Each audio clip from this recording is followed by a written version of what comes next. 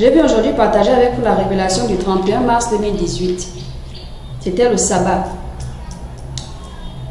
Lorsque nous avions commencé les activités, ce jour-là, le Seigneur était déjà là. Et nous étions en train de prier pour le pardon des péchés. Et c'est alors qu'il a étendu sa main sur nous et son sang coulait sur nous. Lorsque son sang nous touchait, nous devenions éclatants de lumière, d'une lumière très vive. Et j'ai perçu que son visage était mystérieux, donc il n'était ni fâché, ni joyeux. Donc c'était mystérieux. Et c'est alors qu'il m'a montré dans une vision un département en enfer. Le département des âmes qui fétichaient sur terre. J'ai vu ces âmes-là, toutes ces âmes-là tenaient, il y avait des musulmans aussi mélangés.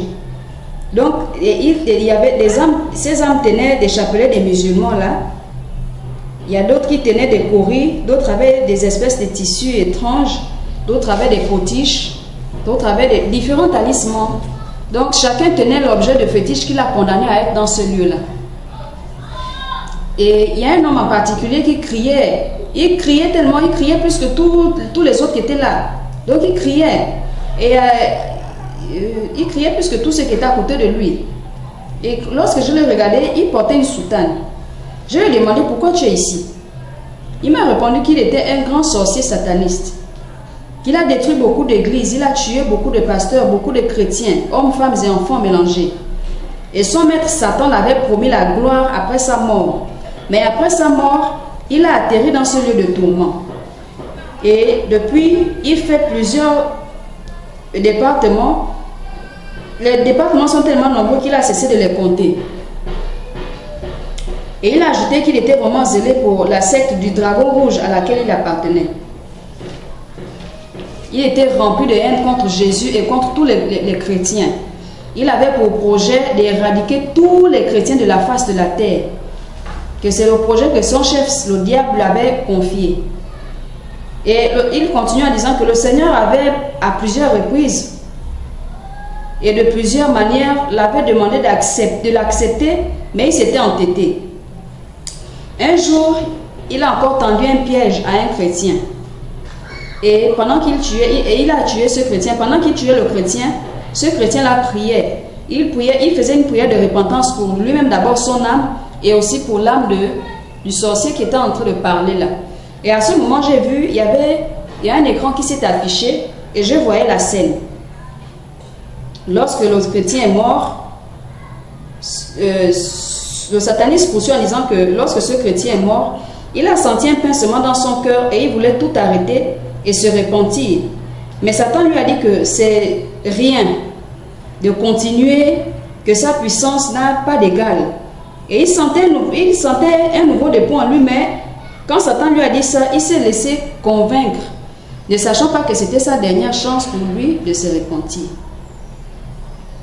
Et lorsque l'écran est apparu, j'ai vu comment ce sataniste-là tuait le chrétien. Il l'a dépecé vivant. Pendant qu'il le dépeçait vivant, le chrétien agonisant priait. Il priait. Et c'est alors que j'ai vu deux anges sont arrivés. Lorsque le chrétien a rendu l'âme, les deux anges l'ont pris et ils l'ont emmené au ciel.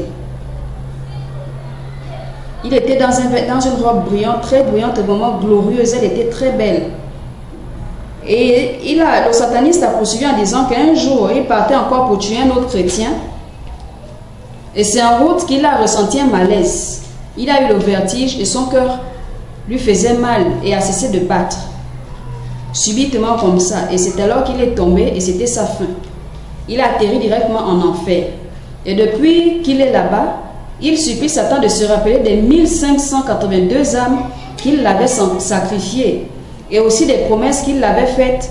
Mais Satan lui répond toujours qu'il ne sait pas de quoi il parle. Qu'il ne lui a jamais dit que de ne pas accepter le juste, qu'il a eu le temps de se repentir, que malgré tout, il avait le choix de refuser ses propositions. Qu'il croyait quoi? Il ne sait pas qu'il est l'homme et qu'il n'aime personne. Même ceux qui lui servent, il ne les aime pas. Il les hait tous. C'est pourquoi il les pousse à pécher en leur imposant toutes les abominations qu'ils font. Et c'est alors que j'ai vu un géant démon qui tenait une arc à plusieurs flèches. Ce démon-là a fixé les flèches sur l'arc et il s'est placé à distance. Il l'a tiré sur cette âme-là. Et toutes les flèches l'ont transpercé de partout son corps. De la tête, le cou, tout son corps, tout était percé.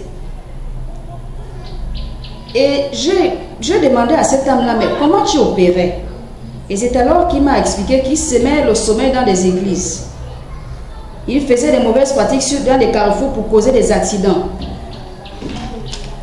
Et il pouvait aussi être dans un lieu, quitter son corps pour aller envoûter l'eau d'un nouveau converti dans une autre ville, dans un autre lieu, pour éteindre la soif du nouveau converti. Et donc ce nouveau converti était maintenant amené à haïr l'église. Il a poursuivi en disant que ces envoûtements-là poussaient ce chrétien à avoir le dégoût de l'église et à aimer aller avec les femmes.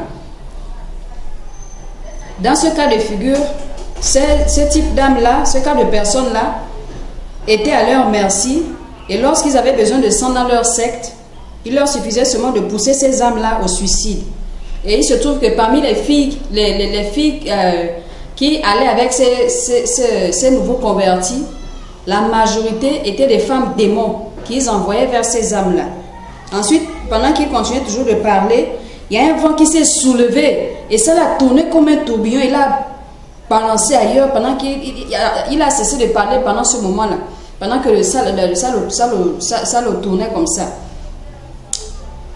Et les âmes qui étaient dans ce département étaient terriblement tourmentés. Il y avait des démons qui les perçaient avec des flèches, les découpaient aussi en petits morceaux. Il y avait des démons cornus qui les hachaient pendant que ces âmes étaient en train de crier et de pleurer à l'agonie. Et il y avait un autre groupe de sorciers aussi que les démons préparaient dans des espèces des énormes chaudrons comme ça là. Ils les préparaient dans ces espèces de chaudrons noirs. Et au lieu de l'eau dans les chaudrons, c'était le feu liquide. Et une autre âme m'a dit qu'elle était une grande sorcière dans son village. Tout le monde la connaissait. Elle a tué tous ses enfants et les a amenés et les a mangés dans la sorcellerie avec les autres. Et ils étaient plusieurs groupes comme ça dans son village. Elle était vraiment très redoutable. Et tous ceux qui la connaissaient avaient très peur d'elle. Je lui ai demandé qu'est-ce qui t'a exactement amené ici. Elle m'a dit c'est la sorcellerie consciente. Elle utilisait aussi les gens dans la sorcellerie inconsciente et elle les gagnait comment? Elle les gagnait par la nourriture et la boisson non sanctifiée. Donc elle envoûtait cela. Et lorsqu'elle envoûtait ça, ces personnes-là étaient aussi amenées à faire la sorcellerie inconsciente. Et c'est comme ça qu'elle était torturée dans cette agonie. Elle ne faisait que crier. Et après, le Seigneur m'a ramené et il m'a demandé de partager ce témoignage avec vous, afin que tous ceux qui sont dans ces cas de figure-là puissent se repentir, parce qu'il est le seul et le véritable Dieu. Paix et grâce.